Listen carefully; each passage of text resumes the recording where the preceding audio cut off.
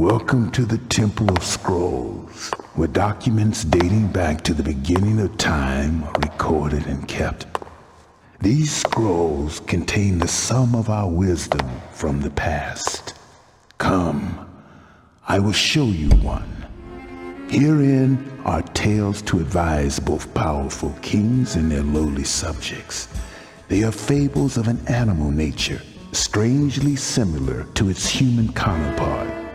These tales of human greed and inhuman punishment are told as lessons for you to learn. Choose one now and listen.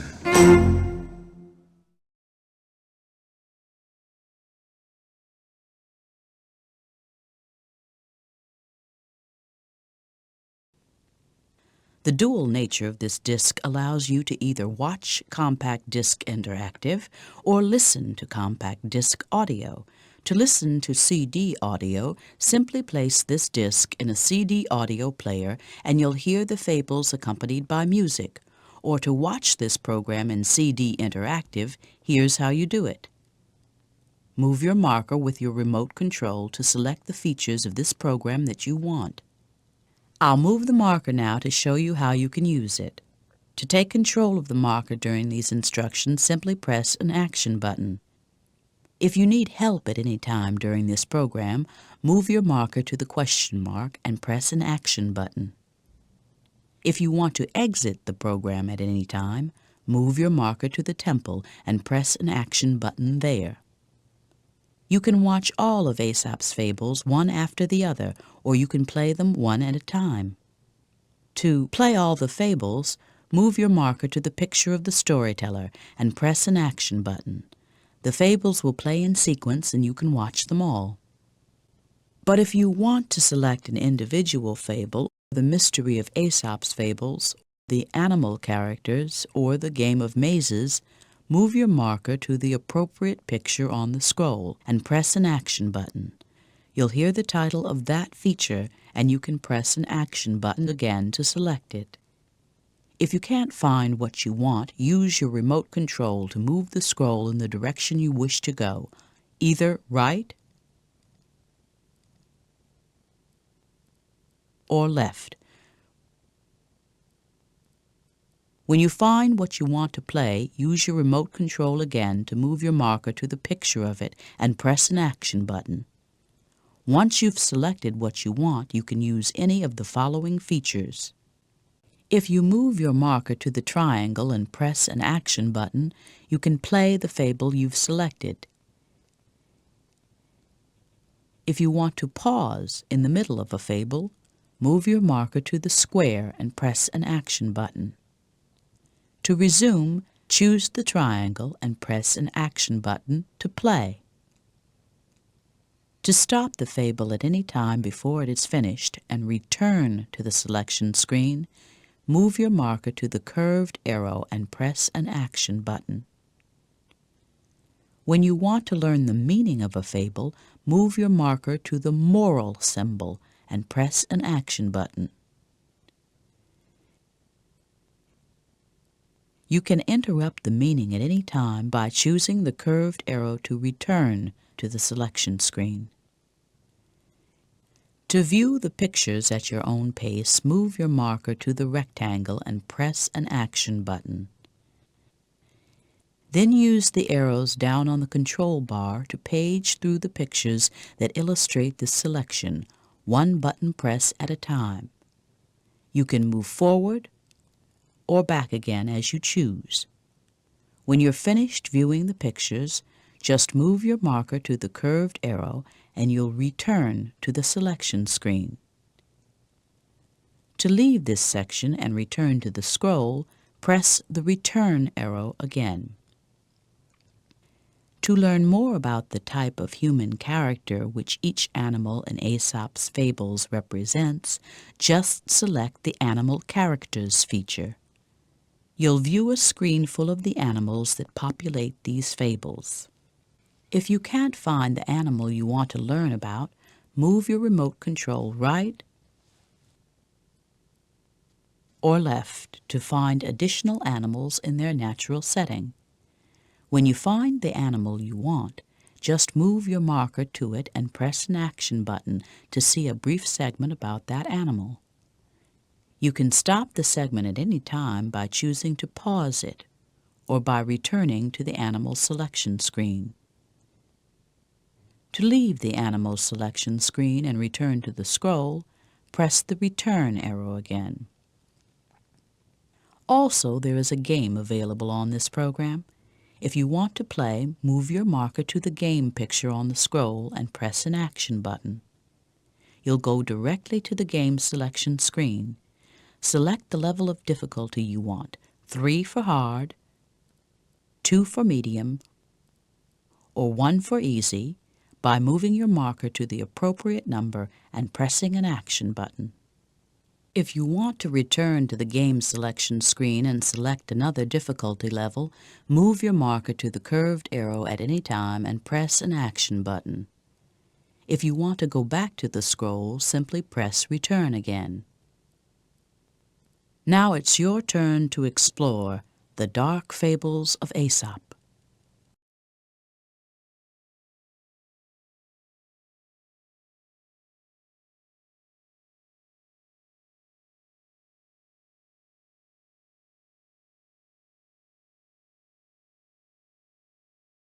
The mystery of Aesop's fables.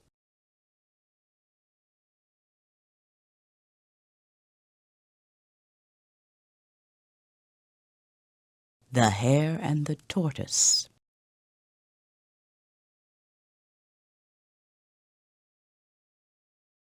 The hare was a boasting sort of fella.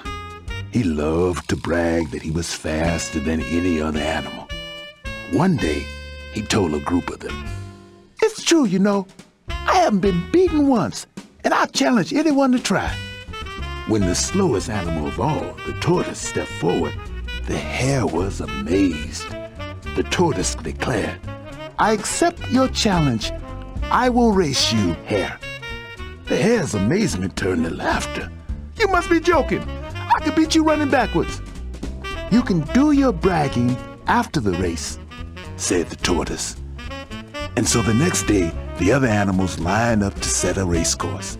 The owl said, "Hoo, hoo, get ready, get set, go!" And they were off. The hare ran so fast that he disappeared from view while the tortoise moved forward at a crawl. It didn't seem like much of a contest to the other animals. It didn't seem like much of a contest to the hare either. He was so far ahead of the tortoise that he sat in the shade and took a nap. After all, the tortoise wouldn't catch up to him for hours. Meanwhile, the tortoise continued along the course, barely moving, but never stopping. He just went on, and on, and on, and on. Eventually, the hare woke up refreshed from his nap. "Whew, time to finish this so-called race," said the hare, yawning. But his yawn became a gasp when he looked up and saw the tortoise fast approaching the finish line. The hare ran as fast as he could, but he couldn't catch up to the tortoise. The tortoise won.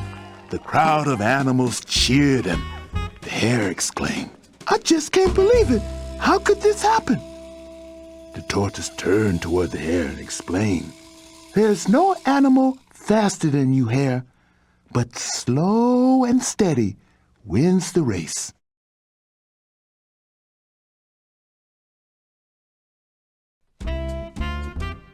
Slow and steady wins the race. The hare had speed and ability to burn, but to be a winner, you must keep at it. Always be persistent to achieve your goal, and don't get caught napping.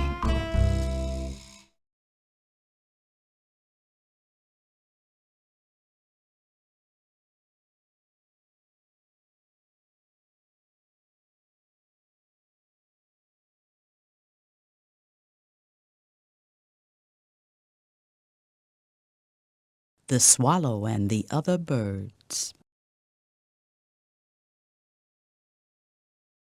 The Swallow and the Other Birds.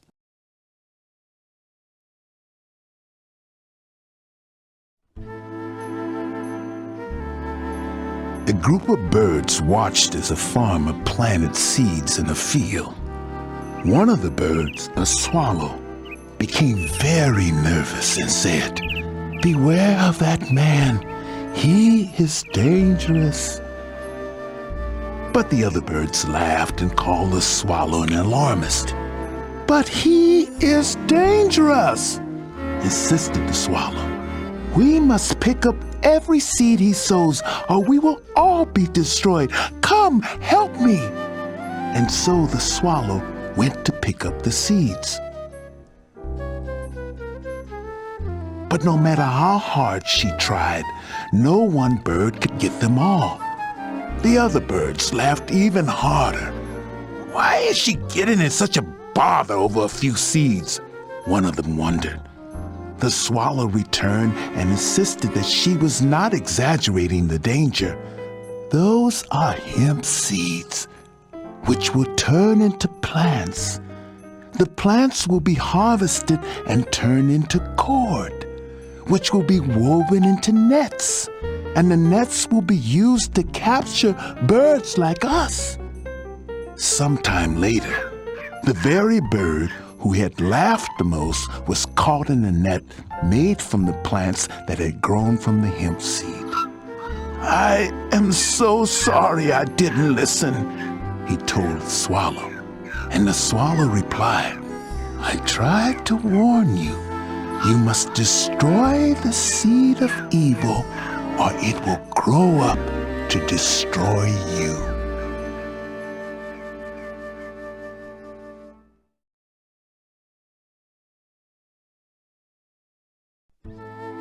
You must destroy the seed of evil, or it will grow up to destroy you.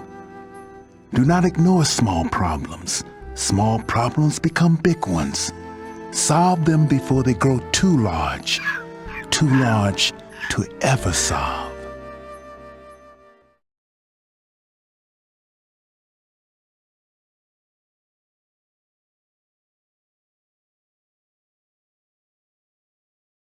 The Grasshopper and the Ant.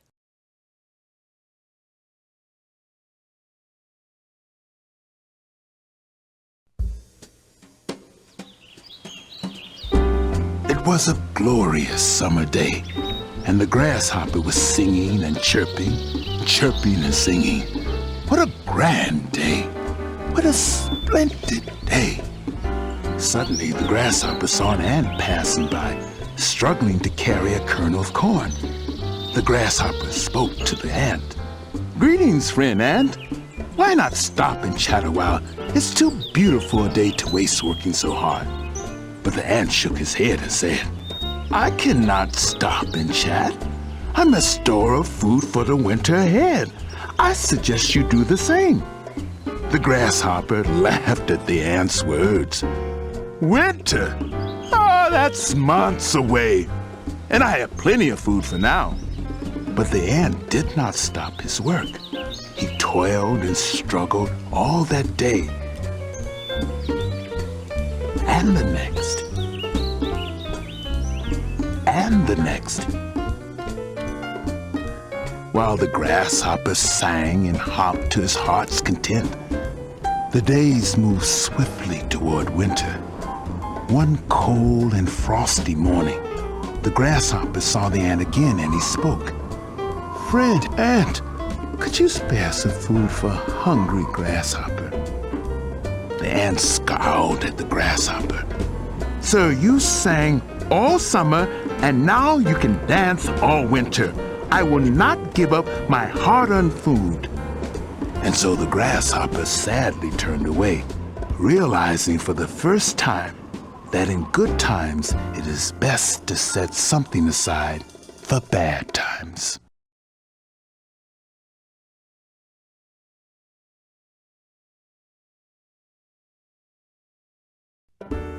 In good times, it is best to set something aside for the bad times. If you do not plan ahead, do not expect others to plan for you. What you do today affects what happens to you tomorrow.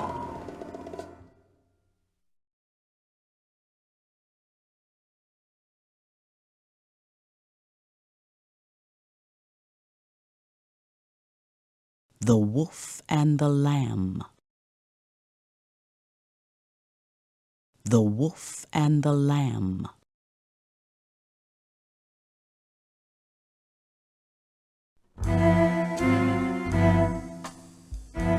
A wolf was drinking from a stream on a hillside when he looked up and saw a lamb also drinking downstream.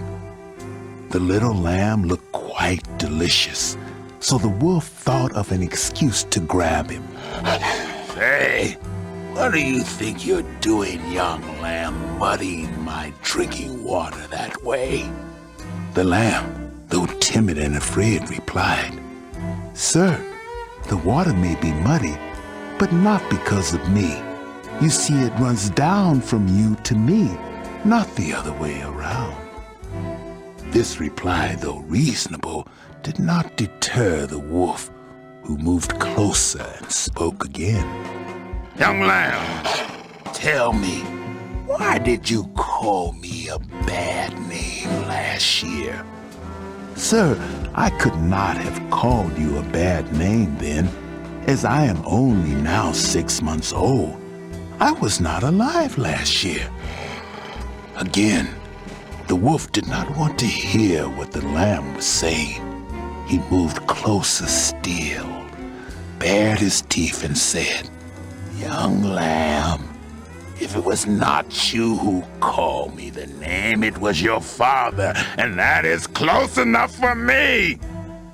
With that, the wolf leapt upon the poor lamb and gobbled him up, as it was his plan all along, because a tyrant will always find an excuse for his tyranny.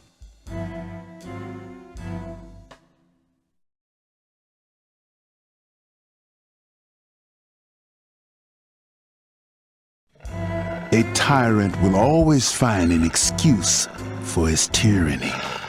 A tyrant is a bad person who uses his power over others in an unfair way. And while he always finds excuses to make his unfairness appear right, it is never right to mistreat others. Be sure not to mistreat others unless you want to be called a tyrant too.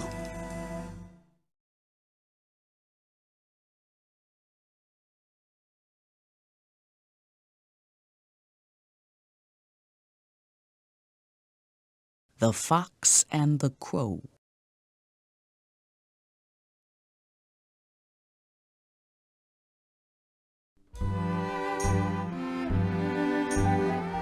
A crow with a piece of cheese in her beak flew through the air, while below, a crafty fox licked his chops and thought, that's a tasty morsel for me, and I know how to get it. The fox went to the foot of the tree and spoke to the crow in a sweet voice. Good morning, Lady Crow. My, you're looking well today, feathers shiny, eyes bright. If only the beauty of your voice matched the beauty of your appearance. Upon hearing this request, the crow fluffed her feathers and held her head higher, so the fox continued. If I could hear you sing, I have no doubt that your voice is the fairest sound of all birds. The crow could not resist such praise. She began to caw. But the moment she opened her beak, the cheese dropped out and the fox quickly gobbled it up. Unaware that she had lost her food, the crow continued singing. The fox, having gotten what he wanted, could stand no more of the noise. Enough of that wretched racket, he cried. You're hurting my ears. With that, the surprised crow went silent, and the sly fox scampered away. If he had really cared for the crow, he would have given her this advice. Never trust flatterers, for flattery is the food of fools.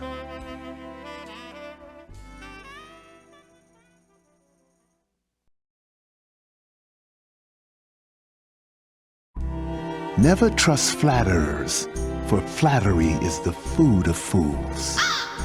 To flatter is to praise someone too much without really meaning it. Sometimes people say nice things just to get on your good side.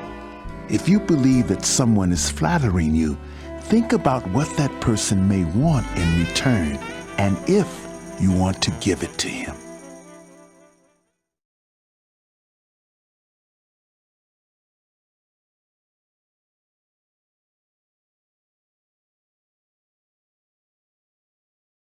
The Lion, the Fox, and the Beasts.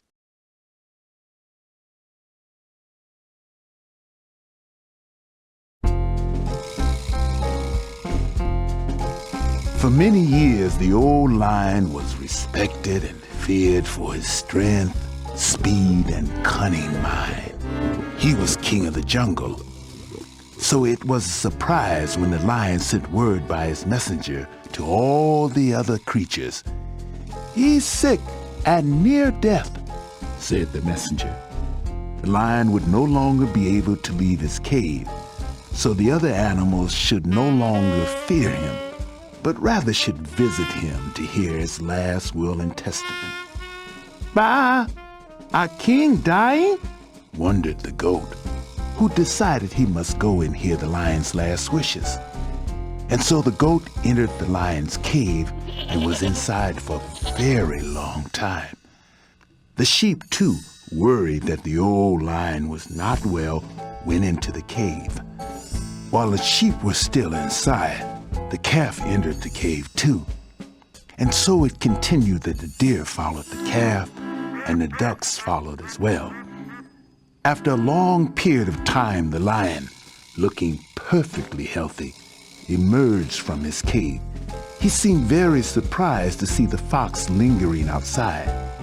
The lion asked, "Fox, why haven't you come inside to pay your respects yet?" The fox replied, "With all due respect, Your Majesty, I could not help noticing all the tracks leading inside, but there are no tracks coming back out again.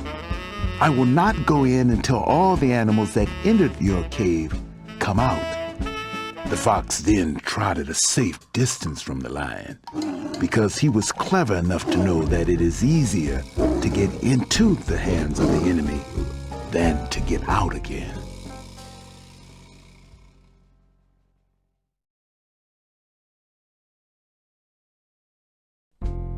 It is easier to get into the hands of an enemy than to get out again. If you are a clever person, you will learn carefully from the bad things that happen to others and make sure the same thing doesn't happen to you. Always look before you leap.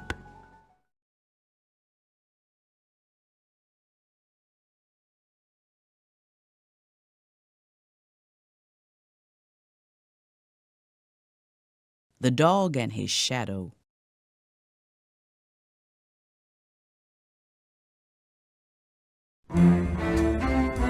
A dog stole a juicy cut of meat from a butcher's shop and was very pleased with himself.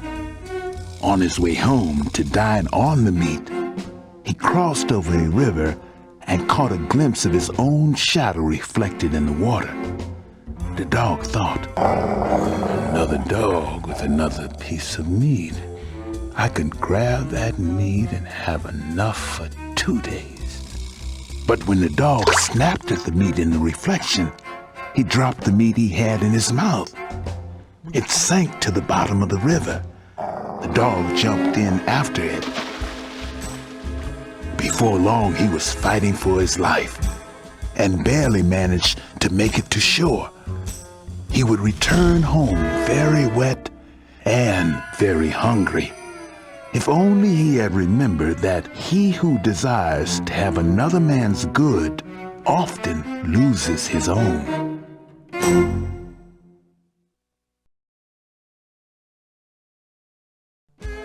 He who desires to have another man's good often loses his own.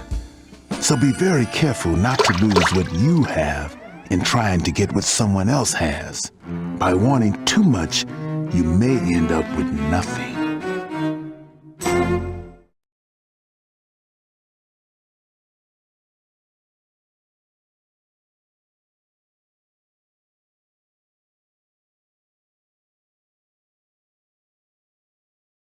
The Birds, the Beasts, and the Bat.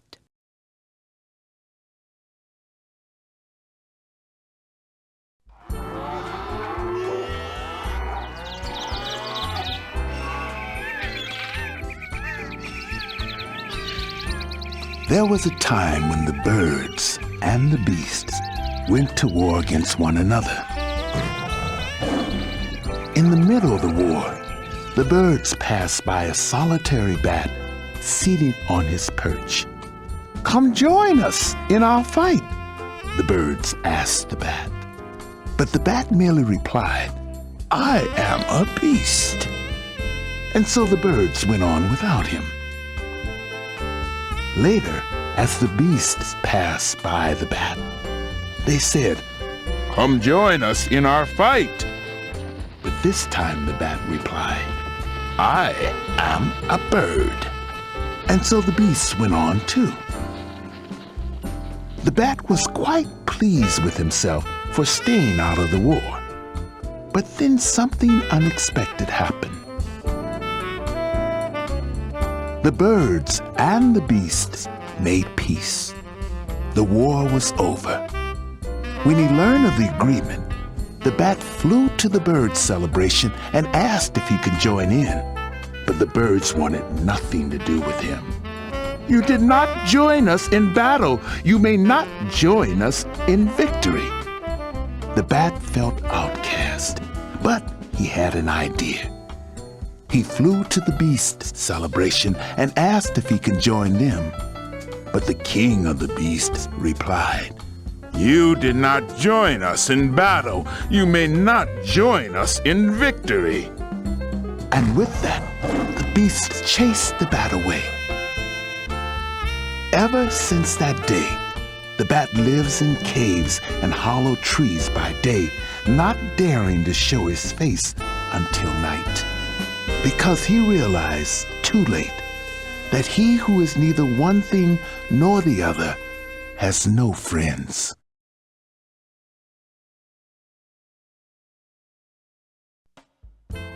He who is neither one thing nor the other has no friends. If you are not a friend in bad times, you will have no friends in good times. Remember, real friends stay together at all times.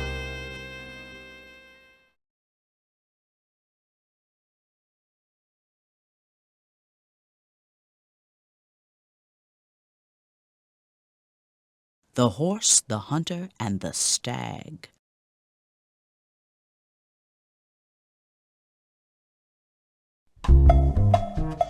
A horse and a stag got into an argument over which of them ruled the plain. The horse insisted, "I was here first," and the stag replied, "What of it? I am stronger and faster than you are." Frustrated, the horse went to the hunter to ask for help. The hunter said yes. "But if you want to defeat the stag, I'll have to place a piece of iron between your jaws so I can guide you." The horse was so angry with the stag that he was willing to do anything. "And I must put a saddle on your back so I can keep steady as I ride you." The horse agreed to this too. Soon he was saddled and bridled, the saddle on his back and the bit in his mouth. Together the horse and the hunter removed the stag from the plain forever.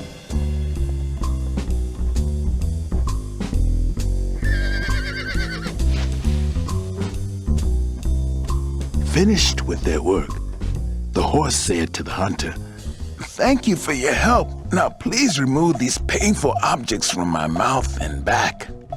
But the hunter refused. "Sorry, my friend. Now that I've bridled and saddled you, I intend to keep you that way. You can be of great use to me." And from that day on, the horse was controlled by the hunter. Because if you allow others to use you for your own purposes, they will use you for theirs.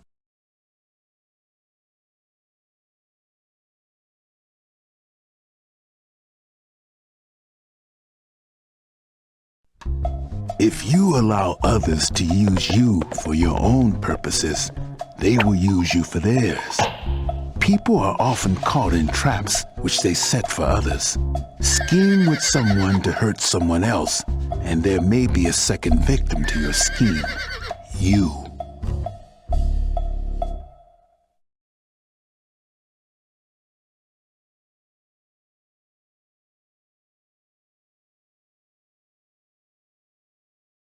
The Mice in Council.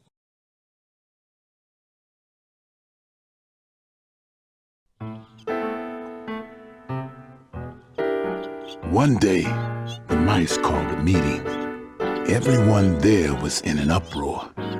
"We must do something about that cat," said one of the mice.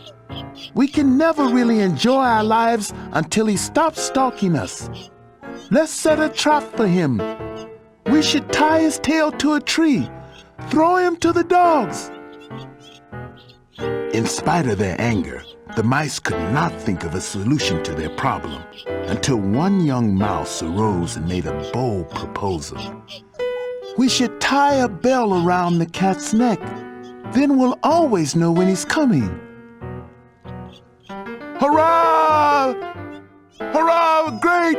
Fantastic!" shouted the other mice. They cheered and called the young mouse brilliant, a genius, a hero. And in short order, a bell was sent for. When it arrived, the council of mice met again and gave it their heartiest welcome.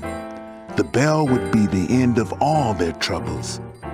But when the hubbub died down, the oldest mouse held up his paw for silence. "Having heard our young friend's ingenious suggestion, I must say I can see how perfect it would be. Bell the cat and our futures will be secure. But I have one small question for our hero. Which one of us will volunteer to put the bell around the cat's neck?" The other mice groaned when they realized the truth, which is that it is one thing to suggest an action, but quite another thing to carry it out.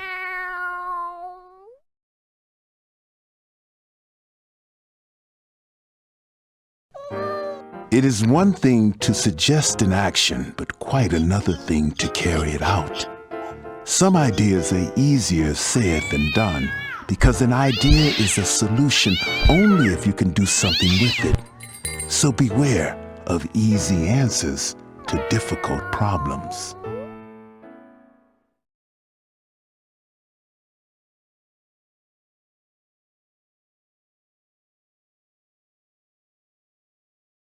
The Wolf in Sheep's Clothing.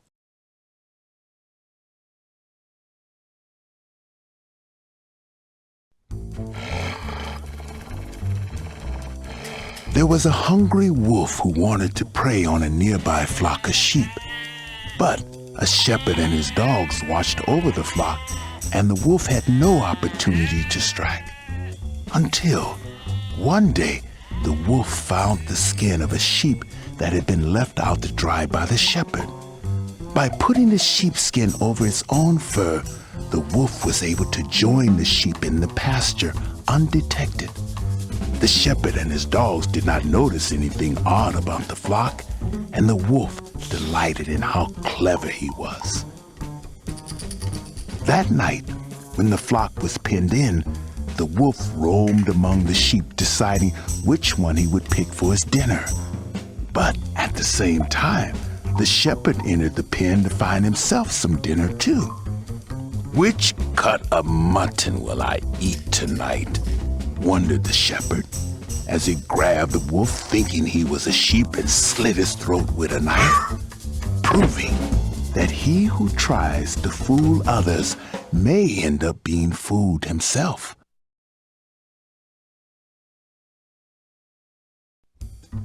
He who tries to fool others may end up being fooled himself. A wolf in sheep's clothing is a person who pretends to be nice, but, like the hungry wolf, isn't. Beware of a wolf in sheep's clothing, and never be one yourself.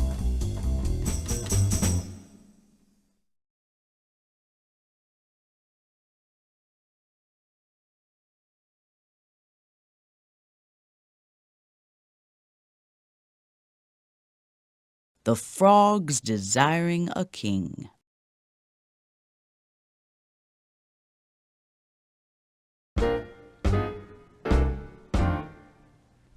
The marsh was a very happy place for the frogs who lived there. They bothered no one, and no one bothered them. But some of the frogs thought they needed a king and a constitution, saying, "It's only right." So that night they gathered together and called on their god, Zeus. "Send us a king, almighty Zeus! We frogs deserve our own ruler." "A king, you say? King of the frogs? Well, foolish frogs, if that's what you want, here's your king." And with that, a log dropped down into the swamp. It made quite an impression as the frogs jumped in all directions. They hid on the bank and watched.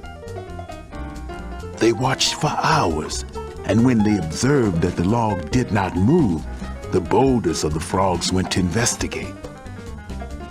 And when they saw that it still did not move, the brave hero of the frogs became even bolder. Soon, the frogs were so used to the log, they didn't even notice it was there. But some of the frogs still wanted a king, so they sent another message to Zeus.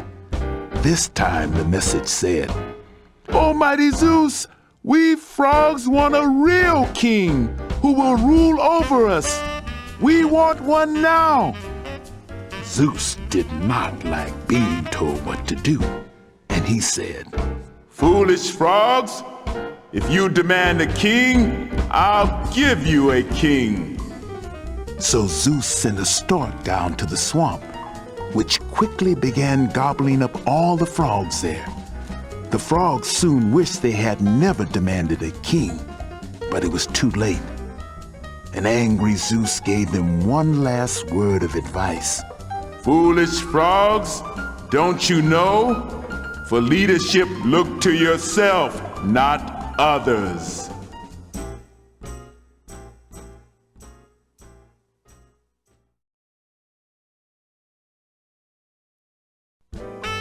For leadership, look to yourself, not others. It is sometimes easier to allow others to make your decisions for you. But if you give up your freedom of choice, you may not get it back again.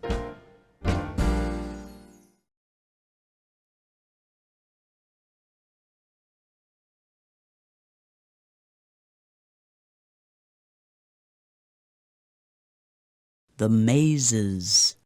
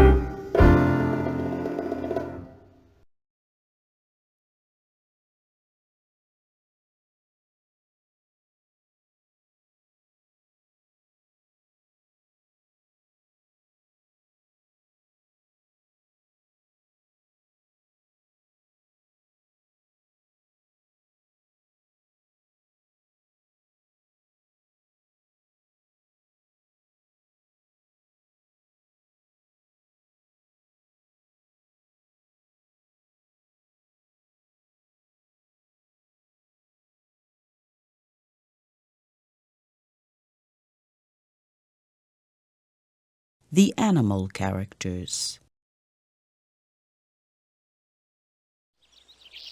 A fable is a brief tale in which animals speak and act like humans, usually to teach a lesson about human behavior. In Aesop's fables, each animal is used to represent a particular characteristic or set of characteristics of human nature.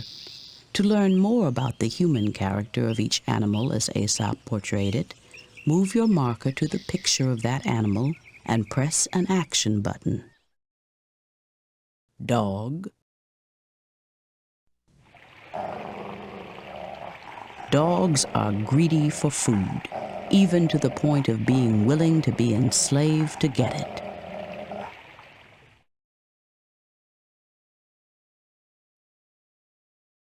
Stork.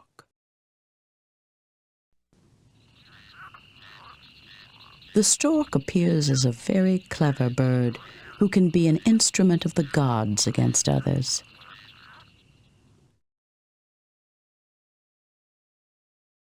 Grasshopper. The grasshopper is a carefree creature content to fritter away his days in fun, heedless of what the future may bring.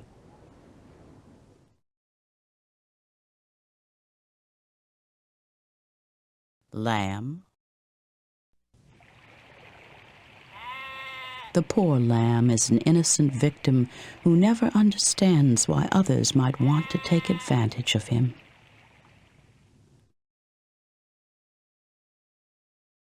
Frogs.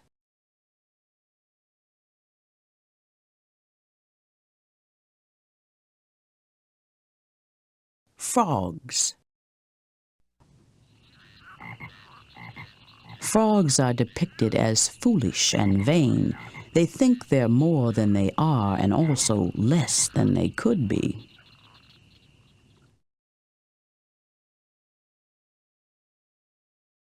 Hare. The boastful hare, or rabbit, may be quick off the mark, but he is also apt to make big miscalculations.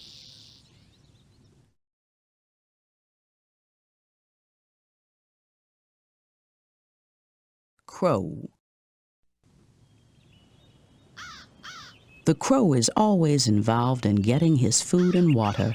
He can be very clever about it, except when his vanity is appealed to by flattery and he loses what he has.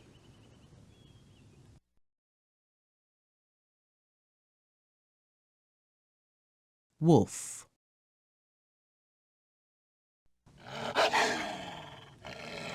The wolf is most often a predator, preying upon the weak for his own advantage.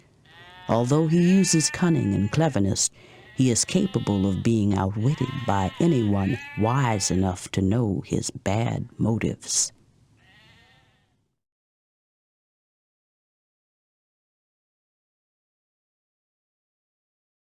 Horse.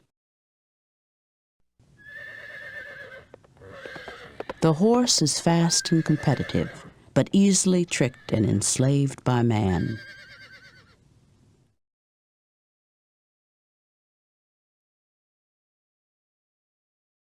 Tortoise.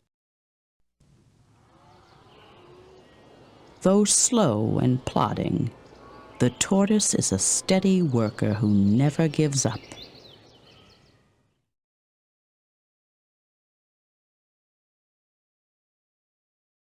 Lion. The lion is the majestic king of beasts, representing both the nobility and awesome power of rulers. He evokes fear and obedience in others, sometimes using his power ruthlessly to achieve his ends.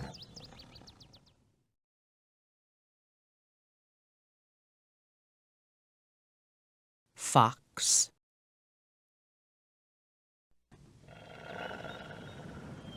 The fox is always clever, especially in his pursuit of food.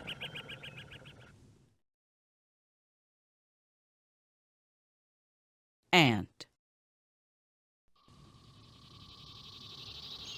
An An ant is an industrious hard worker who plans for the future.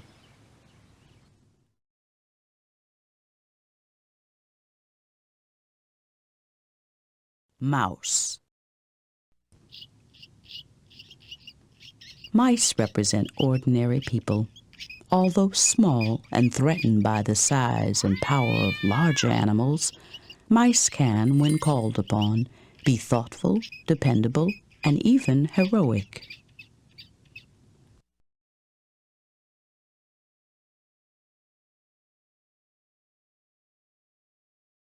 Swallow and the Other Birds. The swallow is more intelligent and exhibits greater foresight than the other birds. He knows well that what happens today can affect what happens tomorrow.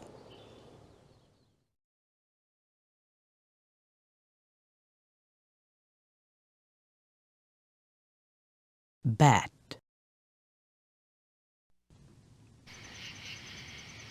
A bat represents a shadowy, two-faced person who cannot be depended upon as a friend.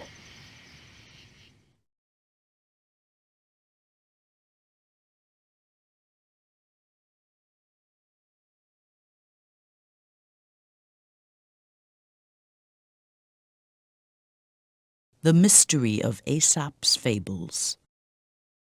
The origin of humankind's ancient fables remains shrouded in mystery. Fables from olden times have been found to exist in cultures around the world, from ancient Egypt to India, from historic Persia to Greece. In India, the Hindus were among the earliest and greatest of fablers. Their fables were used for centuries as a means of educating young people. The Hindu fables are attributed to a man known as Bidpai, sometimes known as Pilpay, which means the favorite. According to legend, Bidpai became court philosopher to the Hindu king, advising him on how to handle the many problems confronting his rule. When the king requested that Bidpai write down his ideas on government, the result was 12 books of fables, of which 5 survive and are known as the Book of 5 Headings. Originally designed as political lessons for a king, the fables survive today as moral lessons for children. Meanwhile, in the world of Western culture, whose beginning was in Greece, one man has been most associated with the telling of fables, and that is the man they call Aesop.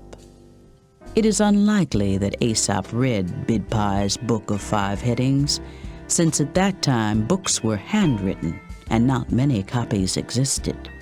But it is probable that Aesop heard Bidpai's tales told by travelers coming from India, because there are many similarities between Bidpai's and Aesop's fables.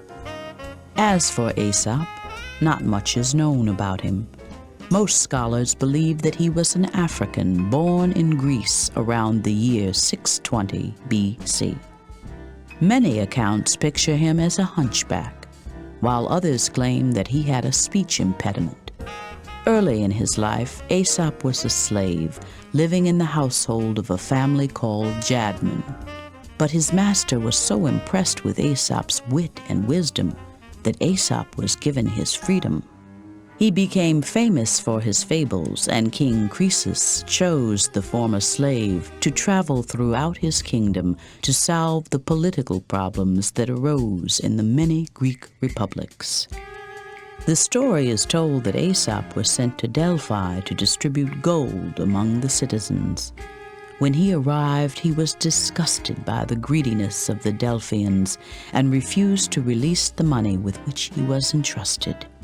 When the people learned that Aesop had sent the money back, they threw him over a cliff, killing him. Sometimes the accuracy of what we know about Aesop is disputed, and the mystery of Aesop and how he created his fables may never be solved. But one thing is certain: in the Western world, his name has been associated with the wisdom of the dark fables for over 2,600 years.